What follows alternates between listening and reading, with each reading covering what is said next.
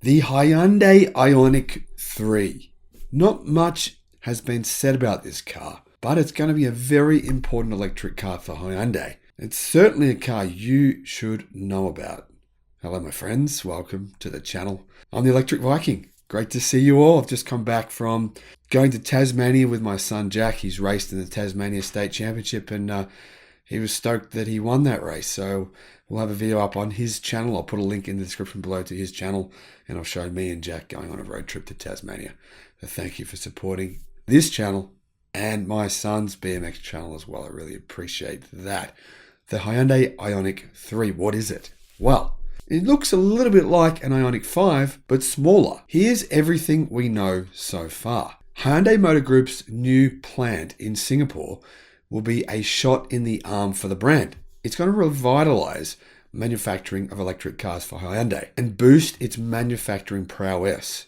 The Straits Times reported in October of 2020 that a Hyundai Ioniq 3 electric SUV is coming. The Ioniq 3 crossover will slot under the Ioniq 5 both in price, it'll be cheaper than the Ioniq 5, and smaller, but it will benefit in terms of its basic specification because it's going to be using Hyundai's integrated, fully electric vehicle platform. It won't be like the Niro, which is essentially an internal combustion engine vehicle converted to a battery-powered vehicle.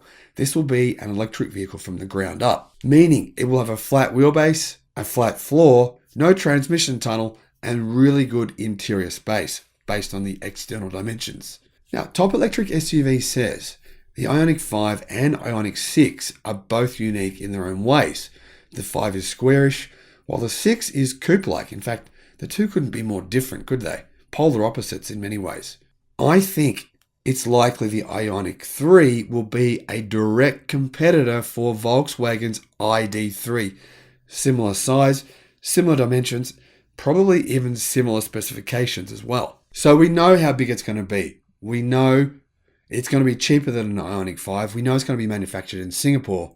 We know it's going to be made on a fully electric vehicle platform. And we also know that that Singapore plant will be shipping out electric cars to lots of Asian countries. Indonesia, Malaysia, the Philippines, Thailand.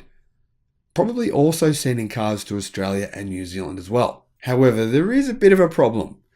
Production at this factory in Singapore is expected to only be around 30,000 units, with around 6,000 of those units going to Singapore, the other 24,000 going to other countries. Doesn't really leave many electric cars for markets outside of Singapore. I mean, really, 24,000, that's not many cars a year. Now, the facility in Singapore will be an R&D center and a smart vehicle production site. The Ioniq 3 will use the upcoming Integrated Modular Architecture, or the IMA, a new platform evolving from the Electric Global Modular Platform, or EGMP, in 2025. There's going to be two versions of the IMA platform, the EM and the ES. EM will be for passenger vehicles, and ES will be for purpose-built vehicles, or PBVs, which Hyundai believes will be their autonomous taxis in a sense. Hyundai is going to use the EM platform for its entry-level and premium models, such as the Ioniq 3, Ioniq 5, Ioniq 6, and Ioniq 7, and it's going to use new technologies like B-pillarless and a swing door, a swivel seat in the first row, a long sliding seat in the second row, a built-in air purifier, and controller firmware over-the-air updates. The Ioniq 3 has a very strong cost target. Basically, Hyundai is saying we want to offer this car as an affordable vehicle, therefore is probably not going to have some of the better, more expensive technologies that come in the higher end models, Ioniq 5, Ioniq 6, Ioniq 7, and even Ioniq 9 as well. However, one thing it will have apparently is a class-leading wheelbase, which is extremely important. In fact, wheelbase is one of the most important things you should be looking at when you consider a vehicle. Why? Often it's not the dimensions of the car that determine the interior space, but the actual wheelbase.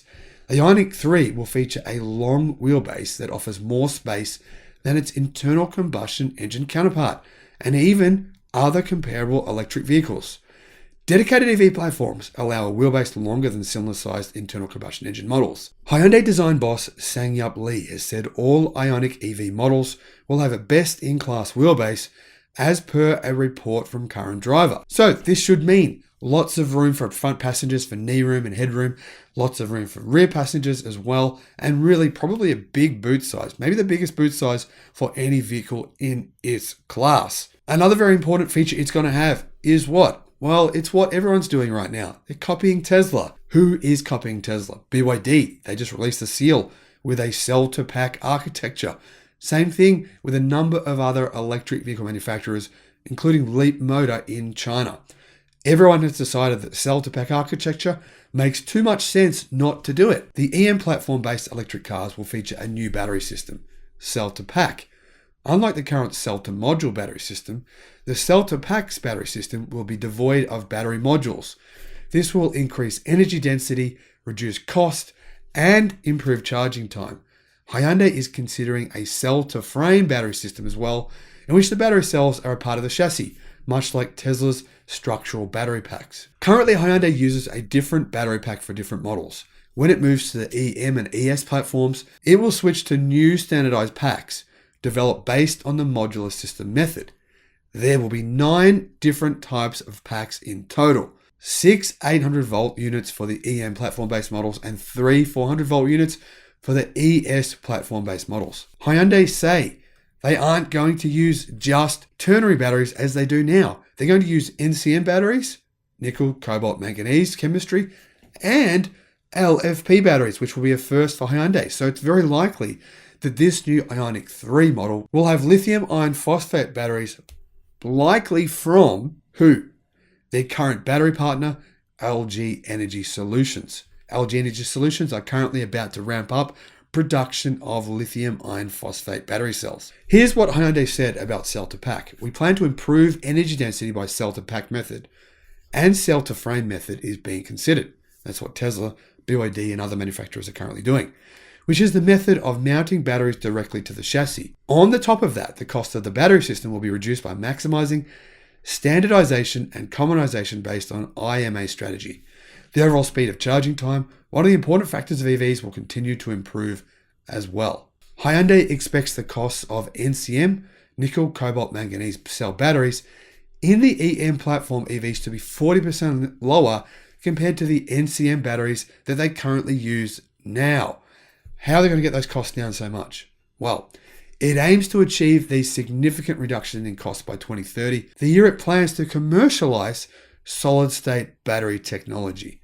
Unlike the eGMP EVs, the EM platform EVs will be available with battery packs comprising LFP cells. And this will be the primary way that Hyundai will reduce the cost of its packs. Hyundai is going modular with motors as well. They're planning a modular motor system for a family of 5 types of motors, 4 800-volt units for the EM platform-based EVs, and 1 400-volt unit for the ES platform-based EVs. Now, although the Hyundai Ioniq 3 hasn't been officially confirmed, Hyundai have trademarked the name. And yeah, there's insider reports that it is currently in development. Hyundai also has changed their minds about electric cars. Seriously. Originally, they were thinking of putting a sort of a little toe dip in the water, just to test. Well, now they've changed their minds. They plan on manufacturing 3.7 million EVs per year by 2029, which would be about half of their global vehicle production. And they've recently announced a state-of-the-art electric car production facility in North America. However, the next launch for the Hyundai brand in the EV space is the Ioniq 6, which is likely to take place this year in July 2022. After that, we're going to see a next generation 2023 Hyundai Kona Electric come out. I made a video about that showing you how that looks. We have images of that. I'll put a link in the description below to that video. In early 2024, the Hyundai Ioniq 7 will come out. So when is the Ioniq 3 expected to arrive on the market? Well, it's not expected to arrive until 2025. What's the price going to be? Price approximately is $25,000 US for the base model, going up to around $35,000 for the premium spec model. What are its rivals? Volkswagen ID3. Skoda Urban SUV, the Renault 4 EV, the new Fiat Panda EV, and also cars like the BYD Atto 3 and the MG Cyber E. Hope you've enjoyed the video, and let me know in the comment section below, what do you think of the look of this car? This is just a render right now, but would you consider one of these Hyundai Ioniq 3 EVs? Considering it should be a fairly similar car to the Ioniq 5, just a scaled down version. Thank you for watching, and I'll see you again on the next video. Bye-bye.